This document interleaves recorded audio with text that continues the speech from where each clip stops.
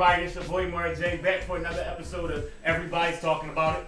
The show we talk about everything that everybody's talking about, and the show that is everybody's basically talking about, even you.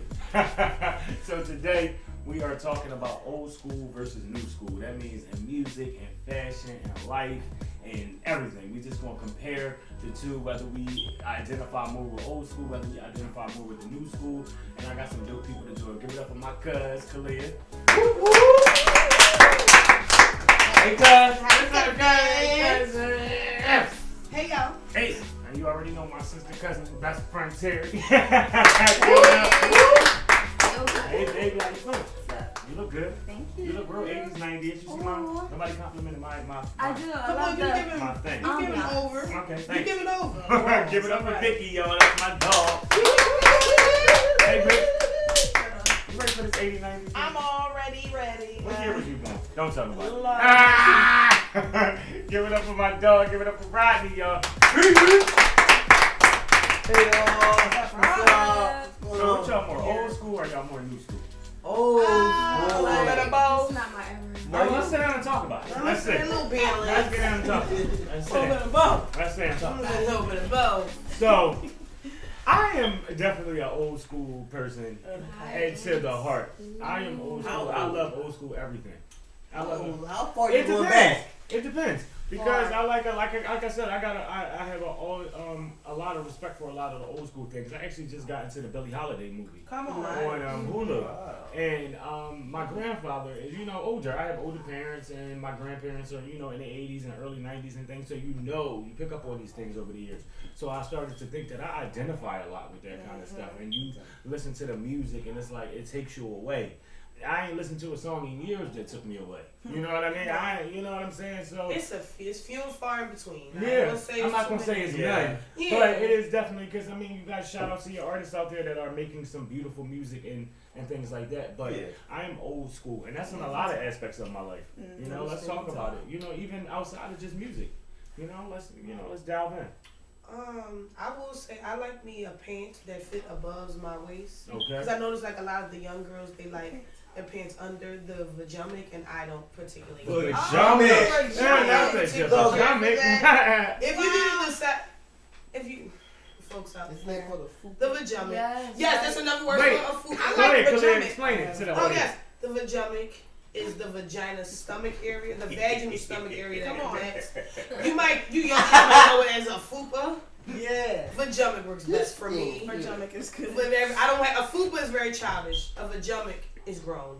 I like that. I like it. You better get off my vajamic. I like But that. no, I like the style. And Real men everything like- back real then. men like I pajamas. noticed like women back then they didn't even wear jeans. Like I don't Yeah. even see like speaking of the Billie Holiday movie, like everything was just so like classy. And even like I was just talking with somebody like the way women they like smoked cigarettes back in the day, but now it's so like frowned upon. Like a woman is smoking like nicotine. Like but back then they looked like it was like sexy. Yeah. Or The something. way It they was had the sexy, accessories yeah. that women It smoked was with the sexy, cigarettes. Yeah, they had the little stick. They had the smoking Yeah. sticks. You could get Definitely bedazzled, huge glitter. difference.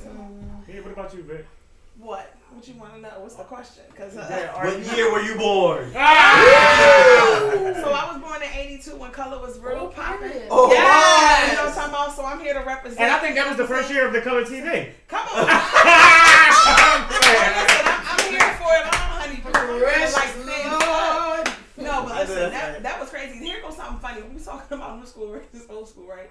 So I remember the McDonald's video. Not McDonald's video. The McDonald's commercial took me out of here. They had, the Mac. You never heard it? It was a Mac the Night commercial, and he was on there. The guy was sitting on this big moon, and I remember the song went like, "When that clock strikes."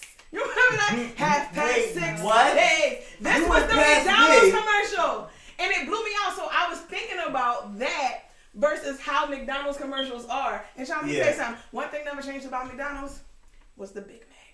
The Big Macs ain't never Shit changed. always been good. They So don't be Always stop. been good. No, but it was just crazy to me, like the times, like, cause y'all probably looking at me crazy, like, damn, that was a commercial, but that was a real damn way song. back Yeah. in the Look it up when we finish the Mac the Night. and that sound, because Cry. that sound better than the Mary J. Blige Burger King joint. Crispy chicken. He Fresh was lettuce. snapping. Wait, speaking of So McDonald's, 82. y'all know McDowell's is supposed to be coming. That's around really a like thing. that. Yeah. On the classic movie Coming to America. I was like, yeah, I need to see that. I need parts of that. I'm so glad you brought up like basically the revamping or the newer sequels of like the older classics. These reboots, these remakes, these extensions of the favorite shows. I just need them to start. I think they want to get their coin. But we can go back and watch the shows on the Netflix and the shout out to the new school for that. Netflix movie is those girls. Let me debate you on that, yo. Let me tell you why. Okay. I'm gonna tell you why I have to disagree. Only because a lot of people have to realize certain things were classics at the time, but a lot of people are recreating these classics to give new people a chance to have their own versions of the classics. I get it. I get it. Okay. So a lot of people don't agree with it. You don't. Right. I get it. I don't. And it isn't the same, but it isn't for us. It's not. And that's the thing. Y'all keep going and going with these expectations that somebody's No, it's not even about rebooting. expectations. Hold Okay, on. let me But you're put going and rebooting and all of this stuff and thinking that it's for us to enjoy. No, it's to introduce this film to a whole nother people. Hold on. Let me tell you what. I agree with that. I agree with that. And there are new ideas because we have seen film that have never been made before. But it's so many movies that people will never go back and watch. Think about it. People that weren't born when Coming to America came out, do you think they honestly went back to go watch the old Coming to America to do research for the new one? No.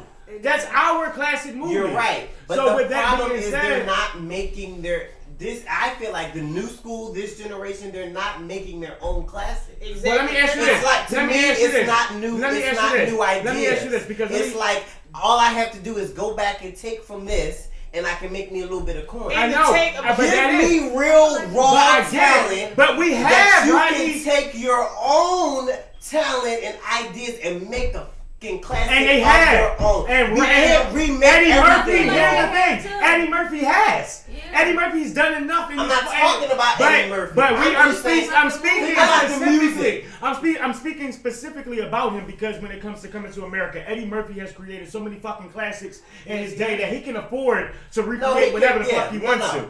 To be honest That's with you. Coming to And America. listen, You're talking and about the reason why I say that, let me ask you this. Have you seen, the movie Sparkle? Mhm. Have you seen the version with Whitney Houston? Yeah. Have you seen the original?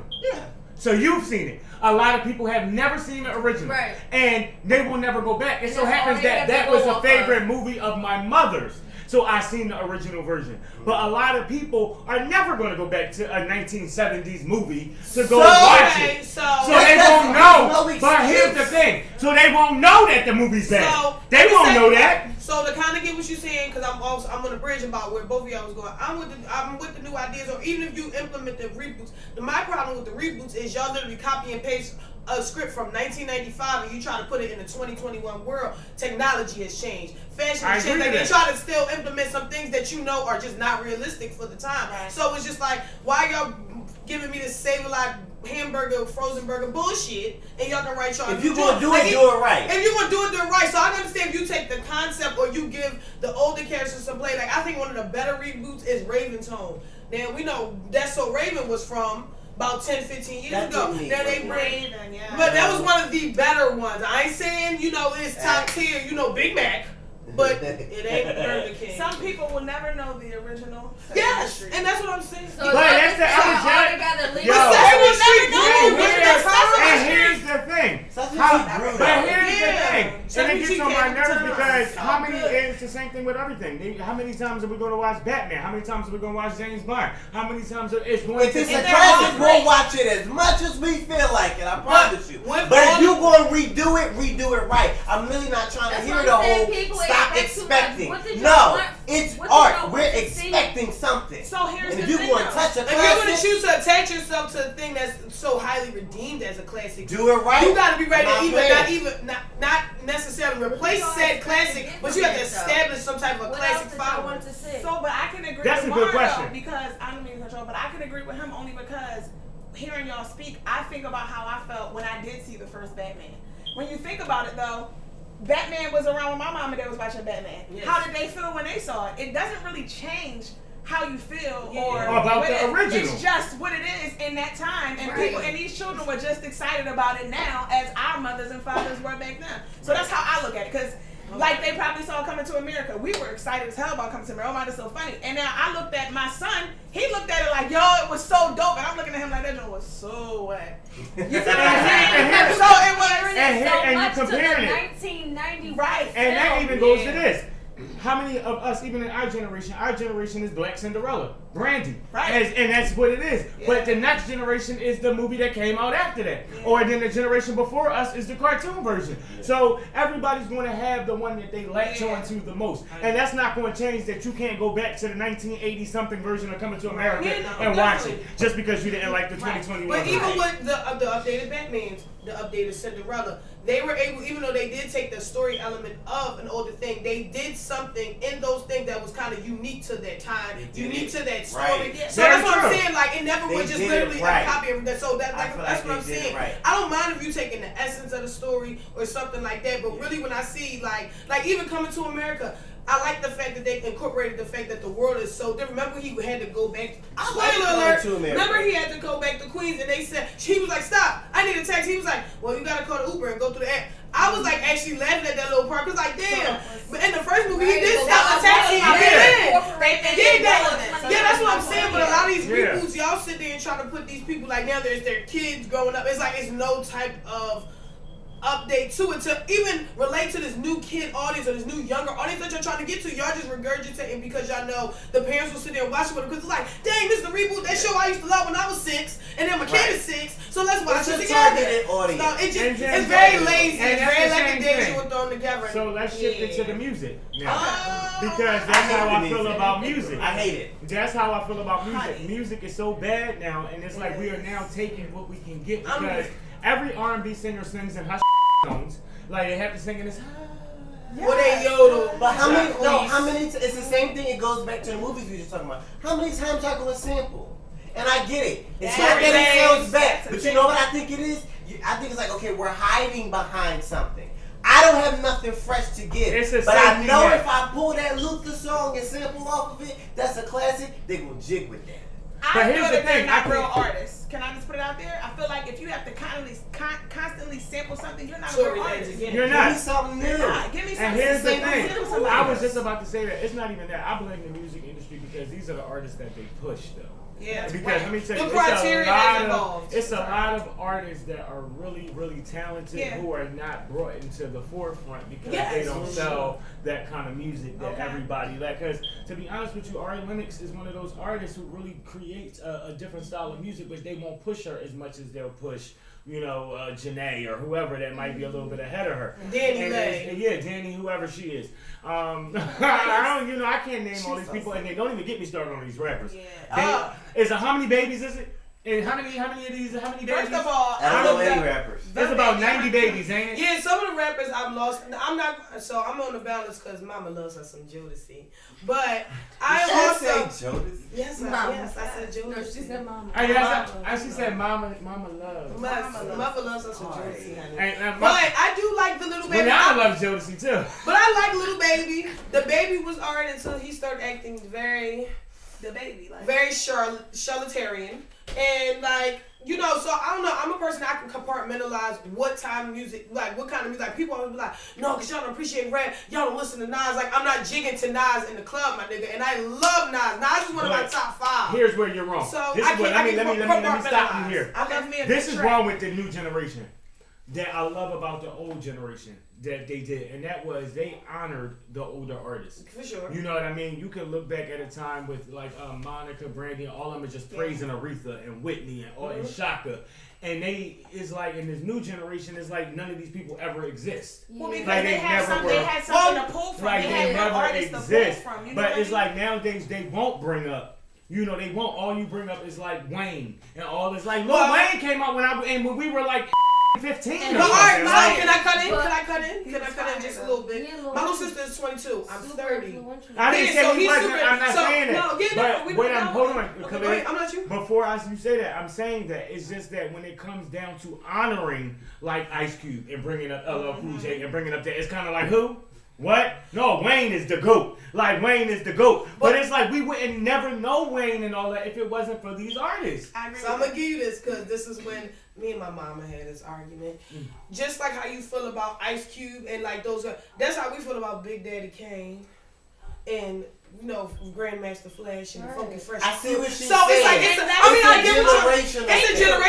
So you gotta think about the fact that these kids because is you 18, don't say 19, Big Daddy Kane. You go to Jay-Z. Well, you don't say Kim all the time. Like somebody that's 10 years before you can only go to I didn't grow up in Billie Holiday's era. But that's your own inspiration because you have a musical background. Though. Right. So as an artist, and this is even going from high school, we learned about even art. We was both vocal majors at Kappa, as you know, because you went there too. Yes, I did. You know that these are the things that we learned beforehand. If you're going to say I'm an artist and I'm practicing artistry, I can't just learn about the people that came out 5 years prior to me. You have to know. You have to historically. Especially if I'm going to sample a song. If I'm going to sample a song, knowing that I'm not sampling a song that was made by the first artist I'm sampling. You're not a real artist. You're not. But no, that's anybody. That's anybody because here's the thing. Just like you said, Tory Lanez has sampled songs. Like the Ashanti song. Like when he did the sample to Foolish or whatever. Everybody's song. But he did the a Foolish sample wasn't even Ashanti's song. That was Biggie's song. But it wasn't even Biggie's song. It was another group's artist song before that. So who wouldn't be dumb enough to research that? You're not going to go, oh, let me shout out to Ashanti real quick for letting me borrow her thing. No, that's 5 people ahead of that. Do your research. But it's a bunch. I can't lie, and I'm gonna go ahead and say this. I was a big Bad Boy fan in the '90s, and Diddy loved him a good sample, honey. Sean Combs was gonna sample him a song. They were the but it was a lot of songs I had to take on my own. From not to cut you off, they sampled from great people. Like they had something to But who Diddy has shouted out in them samples though? He has put this stuff up. I've seen Diddy on countless amount of times have events honoring older artists. Like even when Patti LaBelle got honored and he's just sitting in front of her like bowing because you know this. Like so you what are. do you want from the new artists? Like what do you want them to do? Do your research. But let me tell you why. Here's the thing. This is what I mean. Those artists that you keep saying that that's who they know. No, those are the artists that are proclaiming praise. Like Nicki Minaj. Like she's, for instance, I'm going to bring her up because when she says something like, oh, I opened the door for I mean, technically, no. Like, you didn't. You did for a way because you were out for a period of time where there wasn't none. But there was a lot of rap who had to go through hell and high water to get here. And you did to get in this very position. Because when Nicki dropped, listen, hold on, Roddy. Before Nicki Minaj dropped out, there you had a bunch of artists who weren't on stage with male rappers. You couldn't even be on stage with male rappers. Yeah. So Nicki Minaj, you keep saying, oh yeah, well I'm on stage with the best of them. These women couldn't. Yep. Roxanne Shante could not perform. And those women didn't have to lay on their back. And they did not have to. So you're sitting here bragging about something that women had to open up a door to do. And even the ones who did lay the foundation for her, little Kim, hey girl, she disrespected her. So so my thing with like the newer artists is like, a lot of them will openly come out and say they're here to get their one little song, to get their one little check, and they're going to ride off of that. I ain't saying it's the right way, but it's openly admitted. It's a couple artists that has said, I'm not here for the magic and artistry and all that. I'm here to have a good time, make this coin, and there's nothing wrong with that. Until you speak out of your turn and start talking all this musical shit, be like, wait a minute, my man, didn't you just say that you was here for the good time and the check? So then it's like, I'm one of those people, I take things at face value. How you give it to me is how I'm gonna keep taking it. So absolutely. I think with them, I take this younger generation as this is what y'all, and then everything is microwave because you gotta think the time we live in, you only as good as your next post, song, reel, TikTok. You're only as good as your next, and you're lucky if you can sustain for any amount of time. Like, and that's why you only see, even with the 16 baby somethings it is. Who's the two that we really know? We know Lil Baby and Da Baby. But that's because they produce songs at a rapid level. Their names aren't even original. And here's the thing. Let me tell you why that we have these issues. Because it becomes that little issue of confusion a lot. Because we in the black community already, we have so much division. Yeah, so for sure. When you divide us in comparison, because we're the only race of people that compare us in everything that we do. For sure. So it's like, why is so many other people to compare other people to? Why do you have to continuously compare these black artists all the time? When we're trying to fight hard to keep these black artists in the industry in general. We're all fighting hard. I'm an artist who's fighting hard. You're a singer who's been fighting hard to get out here. We've been all doing things for our names to get out of here, so how dare you compare me to somebody when I'm struggling my damn self? Yeah. That's why I said it's always good to recognize where you come from, because if you don't know where you come from, you're never going to have a clue where the hell you're headed. That's the thing. Because you have to remember somebody did something for your ass. Absolutely. Somebody did something for your ass. And you have to listen to these stories. Entertainment-wise, you watch Dorothy Dandridge stick her pinky toe in a pool and it had to be drained. Okay. At a hotel that you couldn't even stay in. So you want to sit here and demean each other? Yeah. Just so you can be ahead and argue about who had a number one song first? That's facts. Yo, are you crazy? That is facts. Are you psychotic? Like, you don't understand what we had to go through. Ray Charles couldn't even perform in front of the integrated audience that he wanted to. Yeah. But you're arguing about who album debuted at number one, idiot. Wow. And it's room for everybody at the top. Literally. You are a fool. You are a fool. Yeah. We would never be heard of hitting the number one charts. And if it was, here's the number one the first black artist to do it. Yeah. And here you go arguing about it. Yeah. On Twitter with other people. Weirdo, crying about who had it. Did you have your daughter sell your house? Shut up and make music. Like, that's what your job is. Artists. That's another evolution of, like, it seems like a lot of people that's in the public eye, they're not even known for their craft anymore. Not even just their music or their acting or their like fashion designs. They're known more so for their personal lives. So I would say that's the thing I kind of miss about the old school. Like, I am grateful that I have lived in a time where it's not a level of scrutiny. Yeah, like, because just the expectation, not to say that it wasn't pressuring expectations of like a younger time, because it was magazines, it was just the thing, like, because everything is treated as a status symbol. So like, damn, from like, I think I said this, an episode or so, when I was on before, everything is a status symbol. It's about looking like you're happy or looking like you up, rather than actually being happy and being up. Like, you'll see people like in relationships be like, yeah, because we've been together and you bitches could never, and it's like, I don't want him because he's garbage, and you barely want him too. Like, when did it get like that? But you know what? It's been in the culture. It's been in the culture. It's just been other ways. Like before, like it was like the girls that could get married and the girls that didn't. The girls that got married, and like, so it's been prevalent. It's just that everything is so hyper visualized. Right, I always say like back in high school, it was like, oh, that girl that's pregnant. That's that girl that's pregnant. Yeah. But then like a few years after that, it was like, everybody pregnant, like everybody got a belly, but it's like, it's not like discreet no more. It's not. It was like, at what point did it become just like, people norm? Right. Yeah. And you know what? Just the generational gap. I always say I used to be a little embarrassed when I had older parents. Because all my when you're a young kid in school, all your parents is in their early 30s and all that. But as I got older, I was like, oh, thank God I had older parents, because I learned a lot. I got a chance to know the difference of what respect was and your women. I mean, as a kid, my mom used to dress me in little sweaters and little suits and corduroys. I like that too. My parents are old. I couldn't get my nails polished, nothing, only on occasions. Like, and I pierced. definitely couldn't have red polish. Yeah. And Jezebel. I value my old school values. I really, really do. And my old school taste, I value my old mind sometimes, the things that I think, because I feel like those are the things that help you. Like, they really do, so you can pass on these things, because you don't want to be oblivious to where you come from or where you were. Every little thing I do is like, I keep like what my mom said in the back of my head, like back in the day. I was like, now I don't have kids, but when that day comes, I know what to instill or pass on to them because of what was placed before me. I get sad sometimes thinking about how my kids won't be able to experience the things that I experience, as far as just certain information. Because my dad, God bless you, my dad and my mom were so knowledgeable of certain things, and how sometimes you sit back and be like, I should have listened to them about this, or when they said this certain thing. And I think about my kids, like, even with the music, they're not going to be able to experience me, because I really think this music is ass. Like, the music that my kids are getting ready to experience it's nothing compared to what we experienced. But it's not ass to them because that's all they know. But I get that, but at the same time, just like our parents thought our music was at, so I be trying to be a little lenient. But I can't even say that because this song is that my mom like. My mom loves Jay-Z. My mom loves Jay-Z. It's songs I love though. So if I'm just out having a kid, my baby know it. I'm gonna be like. But that's not her era. You get what I'm saying? So that's what I mean.